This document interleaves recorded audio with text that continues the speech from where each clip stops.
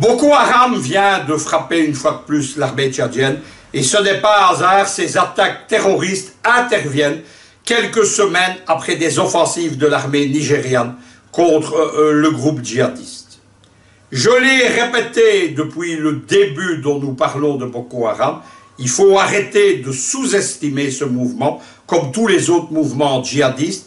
Je suis fâché lorsque j'entends dire que Boko Haram est une petite secte de drogués. C'est tout sauf cela. Boko Haram s'inscrit dans le djihadisme international et dans une dimension transnationale. Ce n'est pas parce que vous êtes frappé par un virus mortel que si vous dites que c'est le virus de la grippe, il ne vous tuera pas. Boko Haram s'inscrit dans un triple enracinement.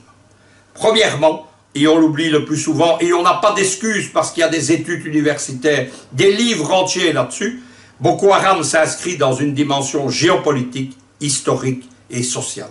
Il y avait entre l'an 800 et 1893 un grand empire, un État transnational couvrant une partie du nord-est du Cameroun, du Tchad, de la zone du lac Tchad, du Niger et du Nigeria, qui s'appelait le sultanat ou le royaume de Bornou ou Borno. Il y en a aujourd'hui encore une résurgence d'ailleurs. Un petit État, c'est tout ce qu'il en reste, de la fédération nigériane, s'appelle l'État de Borno. Cet État de Borno, c'est précisément le cœur de l'enracinement, la base sociale, comme on dit, de Boko Haram. C'est de là qu'il est parti, c'est là qu'il s'enracine. Il faut savoir que cet empire qui a été puissant et qui a été détruit très rapidement lorsque l'armée française est intervenue dans la région du lac Tchad, eh bien, a laissé une très grande nostalgie dans les populations. Il faut comprendre quand même que ces populations étaient des populations dominantes dans ce sultanat de Bornou et que du jour au lendemain, elles sont devenues des populations musulmanes de second ordre, puisque les Français comme les Britanniques privilégiaient les autres ethnies, et elle s'est retrouvée dans une position dominée, dans un marasme social, dans le sentiment d'une dégradation historique. C'est là-dedans que se base Boko Haram. Il faut savoir que Daesh se base sur le même genre de nostalgie, avec son califat au Levant, comme ils disent, c'est-à-dire l'Iran, et la Syrie historique, c'est la nostalgie des califes de Bagdad. À l'époque où l'islam allait de l'Asie centrale jusqu'aux frontières de la France avec l'Andalousie. Deuxième enracinement de Boko Haram, c'est l'enracinement international. Boko Haram a compris l'utilité d'être dans une plus grande structure. Elle a fait allégeance au califat de Daesh. Elle s'appelle désormais, personne ne veut le dire en Afrique, mais l'État islamique en Afrique de l'Ouest. Cela lui a apporté, lorsque Daesh avait un État, tous les services de cet État de facto. Un État de facto, c'est un État qui n'est pas reconnu aux Nations Unies, mais qui a une armée, des collectes d'impôts, un enseignement, etc. Tout ce qu'avait le califat de Daesh avant sa destruction en Syrie et en Irak.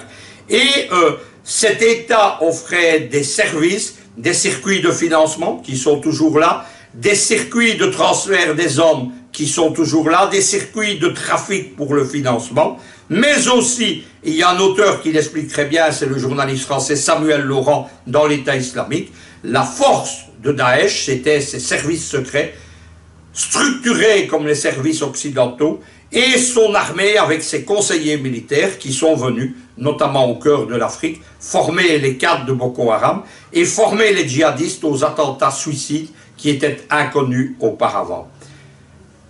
Lorsque Daesh a été détruit, il est allé, je vais vous l'expliquer, se reformer ailleurs. Je parle du Daesh levantin.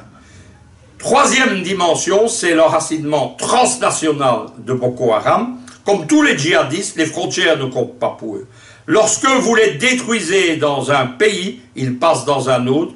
Daesh détruit en Syrie, les djihadistes sont partis en Libye, où ils sont en train de faire une grande base terroriste dans le Sahara libyen, et ils sont partis en Afghanistan avec l'aide des Américains, disent les Iraniens, les Syriens et les Russes, et héliportés pour leurs 4 dirigeants. Immédiatement est apparu en Afghanistan un Daesh afghan avec des brigades mécanisées. On avait déjà vu ça en Afrique de l'Ouest.